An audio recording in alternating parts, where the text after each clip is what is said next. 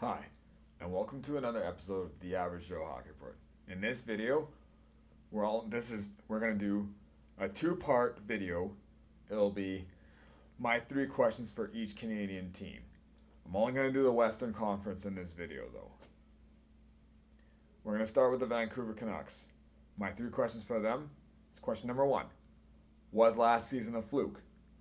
Considering that the season before was absolutely horrid, Vancouver was one of the surprising teams, because I,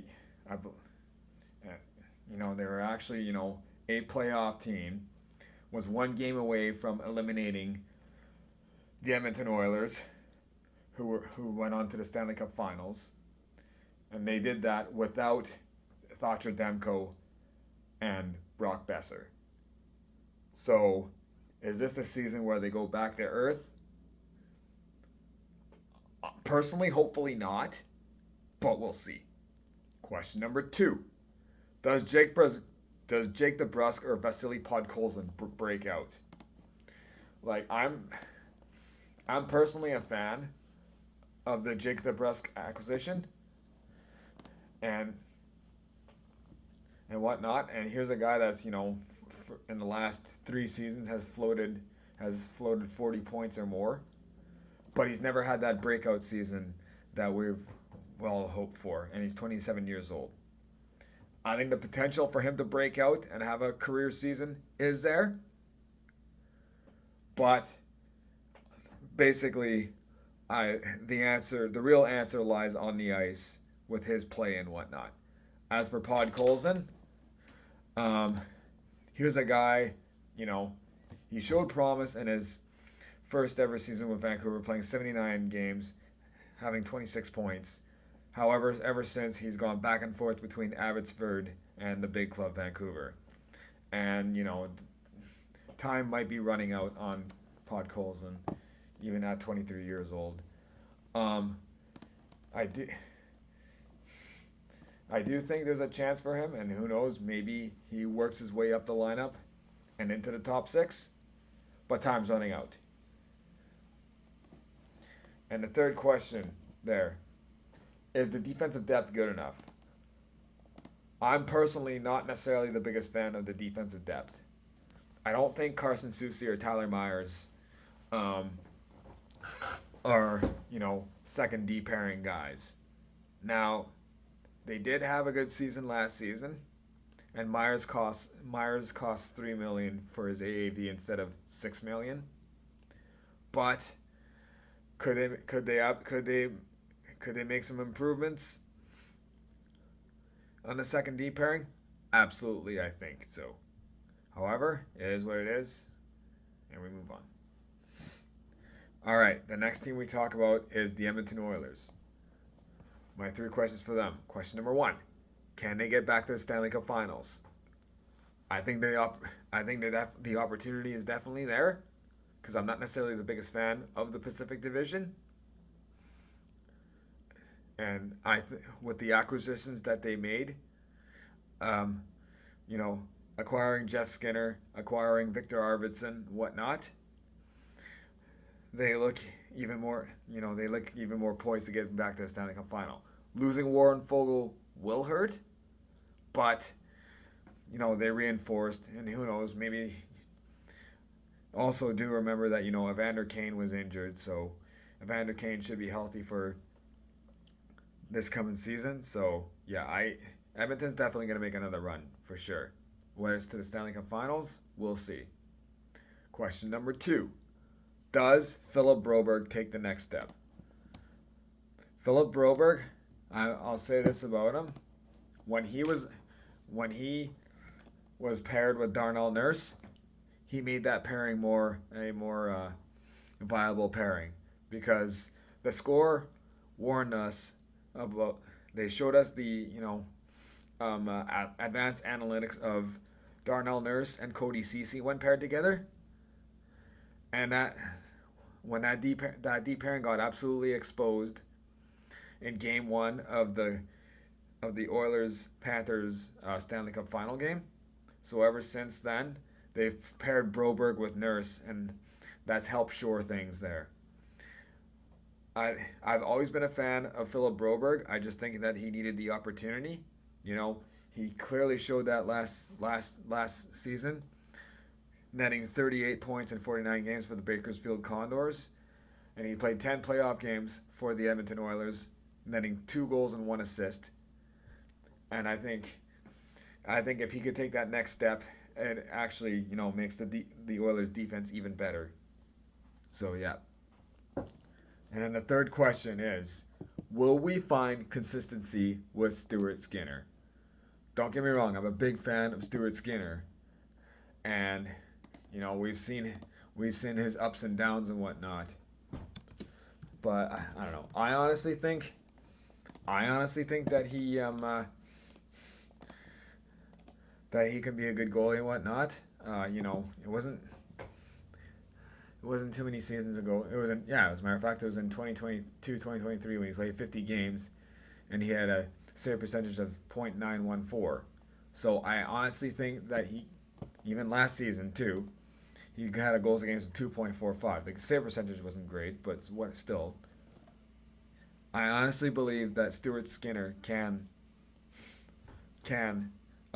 be a starting goalie for the Edmonton Oilers or in the NHL in general. It's just a matter of like him being consistent and the team in front of him playing solid as well. All right. Now we're going to go on to the Calgary Flames, and here's my 30 questions for them. Number one, what move will they make that helps with the rebuild? They've made many moves to shed cap space and show that they're a rebuilding team. They've traded Tyler Toffoli away. They've traded Andrew Mangiapane away. They've traded Chris Tanev away. They've traded Noah Hannafin away. They've traded Jakob Markstrom away. Who else is next? You know? Can you acquire another first rounder or whatnot? Can you somehow get rid of Jonathan Hubert or Nazem Kadri's contract? We'll see. Question number 2. What will you do with your cap space? Currently at the moment, the Calgary Flames have, I believe, $20 million in cap space. Yes. They do have $20 million in cap space. Do they plan on spending it, or do they plan on just leaving it as it is and just contributing to the rebuild that they have? No. And the third question is, how will Dustin Wolf fare? Dustin Wolf has officially taken over the reins as Calgary's starting goalie, and he always was, Calgary's starting goalie in the future, but now he's taken over the reins, and we'll see how he does. It's going to be a struggle with him because the team in front of him is not going to be very good. But let's just hope. I don't know. Let's just hope if you're a Calgary Flames fan, that Wolf still has a decent season despite the low expectations and the team in front of him and whatnot. And last but not least, the Winnipeg Jets. Here's my 3 questions for them. Question number 1. Are you committed to Cole Perfetti at second line center? As it is, I surely hope so, because Cole Perfetti, even with his limited ice time, and at the one point he was put on the 4th line and whatnot, he still netted 19 goals. Now he's an RFA. I believe he has been given a qualifying offer, but yes, he is an RFA. But if he's the guy that you're committed to at the second, is he the guy you're committed to at the second line center, or are you going to go out and try to acquire a center? That's my first question to ask. Question number 2. What has Scott Arniel learned as an assistant coach for all these years? Remember, back in 2010, Scott Arniel was the head coach of the Columbus Blue Jackets, and it wasn't pretty.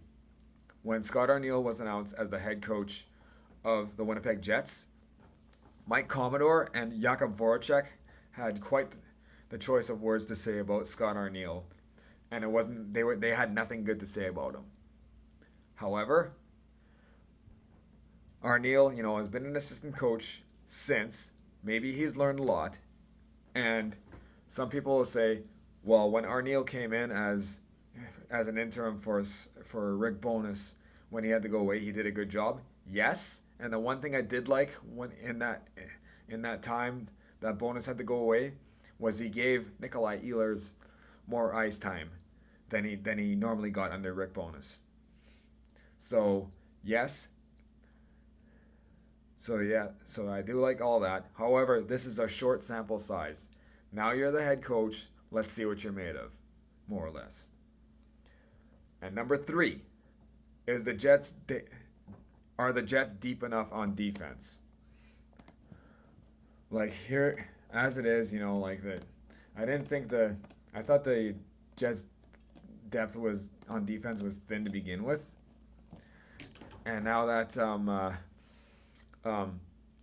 Brendan Dillon is gone, I think it's slightly a bit thinner. I am glad Colin Miller's back. I don't necessarily care for them re-signing Logan Stanley. Here he is at 26 years old, and he's already got a wins against replacement percentage of 9%, which is not good at all. And then there's a bunch of other advanced analytics that weren't good for Logan Stanley. And in the playoffs, Logan Stanley paraded himself to the penalty box and basically helped the Colorado Avalanche, win by scoring like power play goals and whatnot. And his spot is not safe, as they've also re-signed Ville Heinola yesterday. So Heinola and Stanley are going to be battling for that on the third D pairing. And, I know these are two different style of plays, whatever, but I personally like Heinola's style better. And yeah. So that's it for part 1 of the video. This video is mostly based on opinion and may not have any implications on how these teams and players will do. So remember, if I'm wrong, don't belittle me, educate me. Take care and follow my Instagram account, The Average Joe Hockey Report, and my YouTube channel, Marty Tommy, in parenthesis, Average Joe Hockey Report.